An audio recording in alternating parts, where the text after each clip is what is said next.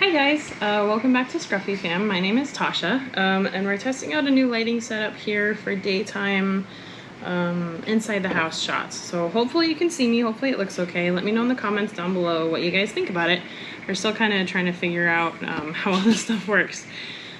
So today I'm actually going to be starting a new series with you guys on how to make your own kombucha. Now this is something I've been doing for a few years and it is super easy. It just seems like it would be really intimidating, but it's absolutely not. And you can also save a lot of money doing it this way because buying the bottles in the store, you're looking at about $3 to $4 per bottle, and that can add up really quick. Whereas this half-gallon jar only takes a couple dollars to make and a little bit of time and will last you a while. So if you want to see the rest of this series, then make sure that you subscribe down below. Click the bell notification so you see when these videos are uploaded, and then make sure you follow us on Instagram. That's where we post a lot of the stuff that we do kind of on the day-to-day basis. And we have a bunch of stuff. We have a bunch of videos that we have planned and we're really excited about. Life has just been crazy lately, and you know, we have 4 kids, 5 years and under. So yeah, it gets a little ridiculous sometimes. So anyway, without further ado, today is our first video in the kombucha series, and this is actually going to be about how to grow your own SCOBY. So what that stands for is symbiotic culture of bacteria and yeast. So basically what kombucha is it's fermented tea. So it's packed full of probiotics and it's really good for you. And the SCOBY is what gives us our culture, our yeast and bacteria culture to ferment. So it can look kind of scary. It's a disc that's actually going to be the same width as whatever jar you grow it in. And it actually seals the top of the liquid. So you'll have all of your sweet tea underneath that's brewing and fermenting, and then the SCOBY acts as a sealant on the top to keep any oxygen from getting into your brew. This is great because it keeps any like rogue yeast from coming in or keeps things from getting oxidized. Okay, so to make kombucha we need a SCOBY. There are a couple ways you can do this. The easiest, of course, is if you have a friend who makes kombucha. Every time you brew a new batch, you get a whole new SCOBY. So it's the gift that keeps on giving. So that's the absolute best and easiest way to do it. The second best, I would say, is to do what we're going to do today, is to just grow your own. The third option, which is, you know, if you're in a pinch, you don't have time, whatever, you just want to pay some money and get going, you can actually buy SCOBYs online. They're usually dehydrated, or they'll come like vacuum sealed with a little bit of their liquid. And then it'll have instructions on how you get it starting, and then you get the SCOBY up and running again, and then off you go making your kombucha. But they tend to range somewhere around like $20 each. So in my view, I'm gonna be out a couple tea bags, some water, a little bit of sugar, a couple weeks, and 1 bottle of starter kombucha. But you know, $3 to $4. So still, for cost savings, we're way under. Okay, so how we're actually going to do this is first we are going to start by brewing a sweet tea. Now ideally you want to go with the Camellia sinensis plant, so like the actual proper tea plant, which is going to be either black tea, green tea, or white tea. Those all come from the same plant. They're just processed in, like, whether they're fermented or young leaves or old leaves and all that stuff. From the same tea plant, they all have what the SCOBY needs in order to ferment. Now there are some people who will start their kombucha with like an herbal tea, or you know, like a rooibos or some of those other kinds of teas. Those are a little bit more advanced, and once you have a SCOBY. For making the actual SCOBY, we want to make sure we give it exactly what it needs. So in this case, I'm going to be using just good old English breakfast tea. You can use any black, green, or white tea that you want. Brand does not matter. Quality doesn't terribly matter either. I just happen to like these guys. And this is what they had at my store. So this is what we're going to be using today. And I've got my little handy dandy Phoenix mug. Love this one.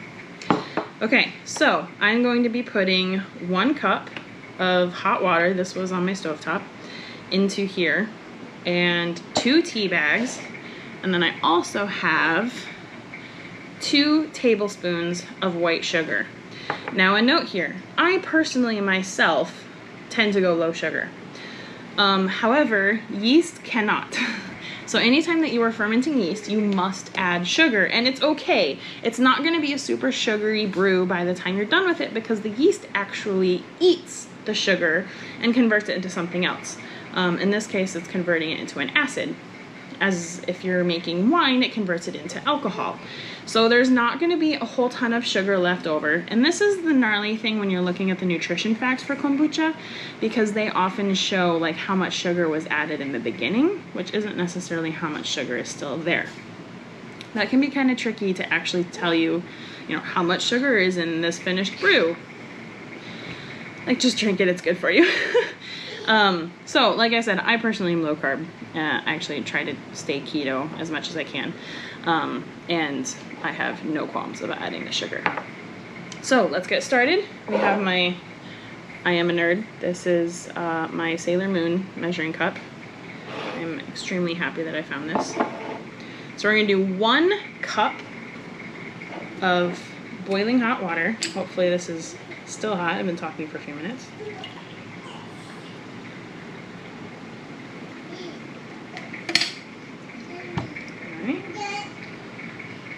Don't spill. Into our mug.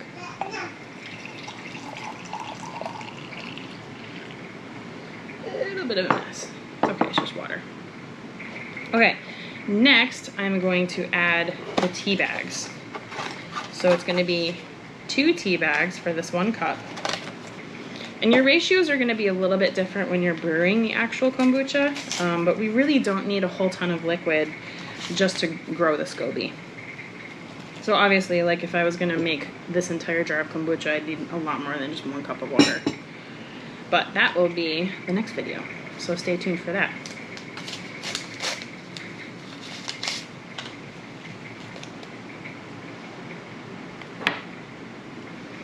Okay, so there's our 2 tea bags. Now, I'm gonna set a timer for 5 minutes. Alexa, set a timer for 5 minutes. Okay, so after this finishes brewing for 5 minutes, and that's a little bit long for black tea, but we do want it a little bit strong. Then I'm gonna add the sugar, stir it all together, and it will be ready to go into our jar in just a moment. I wanna talk about that real quick. So let's set this guy aside. We'll come back to that. Let's talk about our jar. So, as I said, your SCOBY is going to fill in the entire, what is that, circumference, diameter, whatever. It's going to be the same size and shape as your jar. So, a couple things to keep in mind, because I learned this the hard way.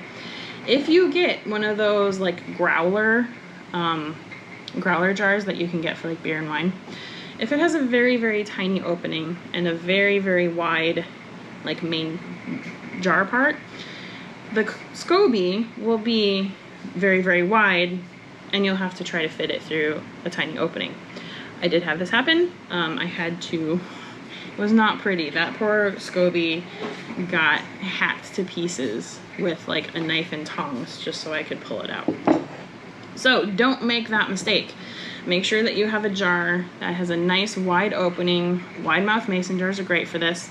This one's a ½ gallon. You can get full gallon jars as well that are also wide mouth. I would recommend those personally. Unless you were gonna do the continuous brew method, which I'm not gonna cover here, but in that case you want like the bigger ones with the spigot at the bottom, and then it doesn't matter. So the second thing to talk about with the jar is, because we are growing a new SCOBY, we will not have that seal on top like we talked about. So we want to make sure that everything is super clean. We want to make sure that any tools touching anything are clean. We want to make sure that the jar itself is sanitized. So first, to do that, if you had anything else in this, remove all particles of food or liquid or whatever. Wash it out with hot soap and water. That cleans it. And then you need to actually sanitize it, which is basically killing off any residual bacteria. Now, depending on the type of brewing that you are doing, when I'm doing wine brewing, even using tap water to rinse something is introducing unwanted bacteria.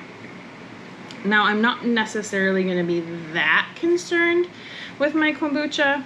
However, we do want to make sure that the jar is sanitized. So there's a couple ways you can do this. One is that you can basically get it a little bit wet and microwave it. That's probably, if this fits in my microwave, that's probably the method that I'm going to go with. Yeah, so you can rinse it out with water and then put it in the microwave for a minute, minute and a half, and that will do pretty good at sanitizing it quickly if you're kind of short on time, which I always am. Your second option is you can actually put it in the oven. It takes much longer, and I'm personally always kind of leery about glass that just kind of shatters from that level of heat. If you're using smaller jars, you can also put it in your Instant Pot on like a steam cycle for a couple minutes, and that gets hot enough that it will also sanitize. So there's our timer for Alexa. Alexa, stop. That tells us that our tea has been brewing for 5 minutes, so we're good now to pull out our tea bags.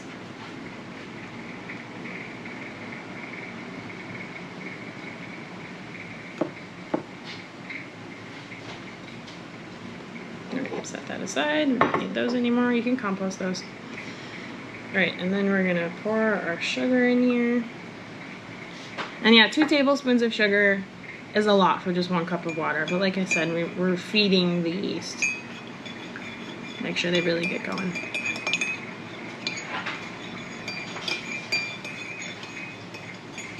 Okay, so that is it. Our sweet tea is finished brewing. However, an important note is that yeast and bacteria aren't a huge fan of high heat. So we are going to sanitize our jar, and we need to let that cool. And then we also need to let the tea cool, because if you put anything with live yeast into liquid that's really hot, it's gonna die and it's not gonna do what you want. So we're gonna make sure that we cool everything off, and then we'll combine everything and I'll show you how that works. I'll be right back.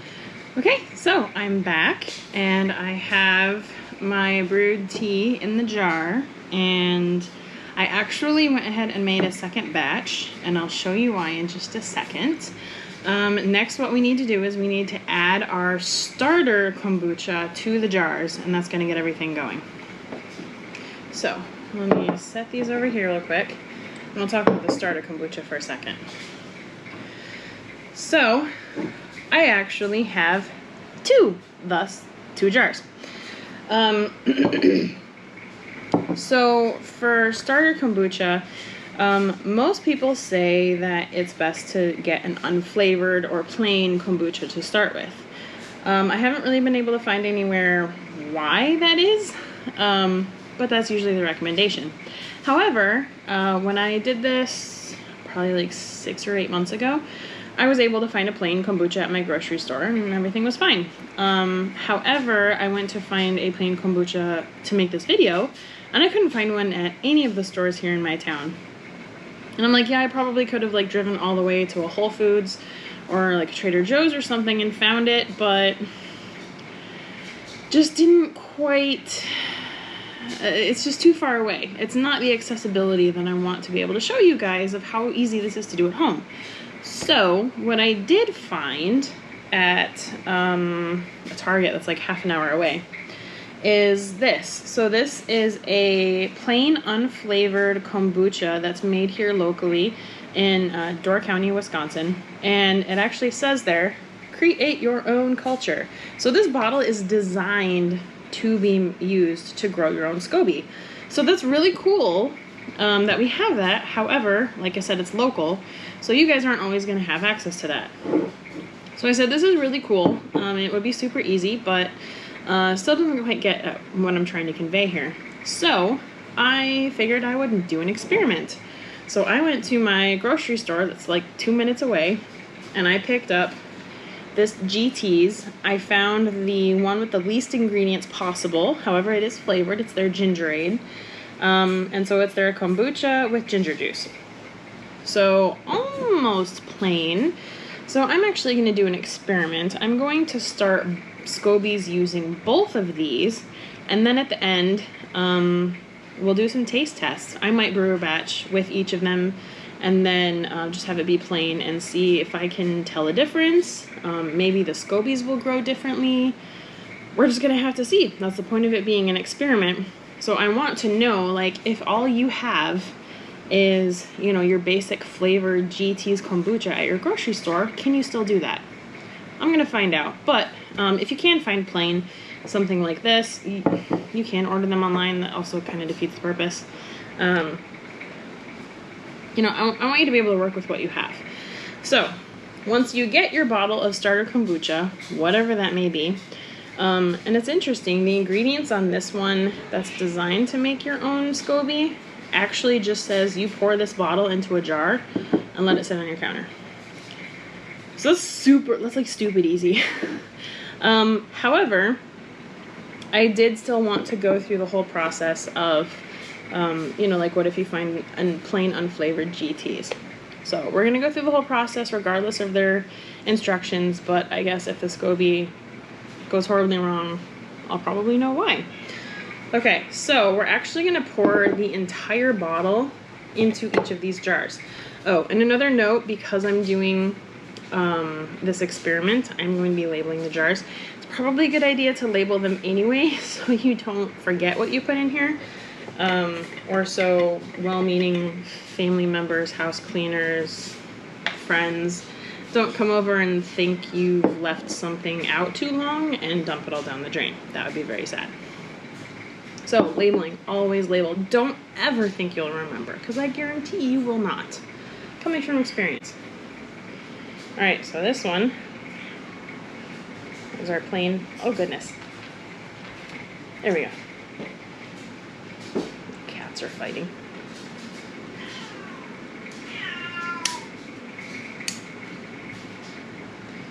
There we go. Oh, and one thing I forgot to note is also, if you can see down here at the bottom, you want to find a kombucha that has these little floaty, blobby bits. And actually, ironically, you can see it really well here on the GTs. See all of that stuff down there? That's baby SCOBY, essentially. So that means that you know that it's a live, active culture that you're adding into this. It just kind of gives you a little bit of a boost on how long this process takes. Great. I'm already making a mess. Get all those blobby bits in there.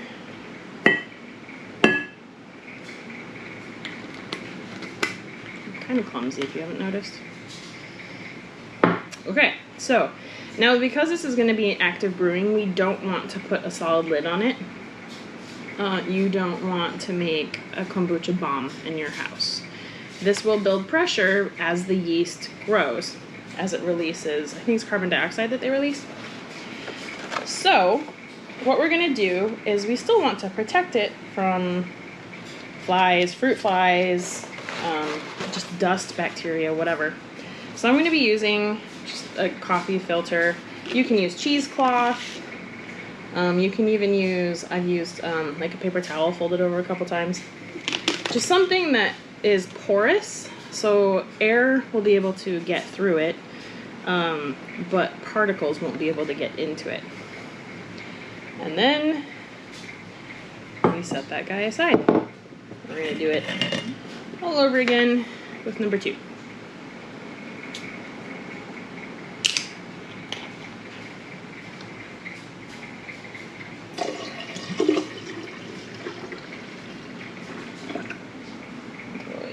Blobbies. And then we have our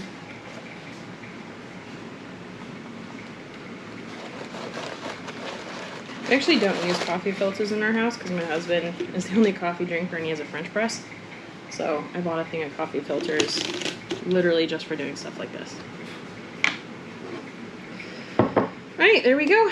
And that's pretty much all it takes. So these are gonna sit, you want them to sit in a cool, dark place. You don't want them in direct sunlight, especially because they don't have that protective layer yet. You don't want the sun to like fry them or anything. And you want them to largely be left undisturbed.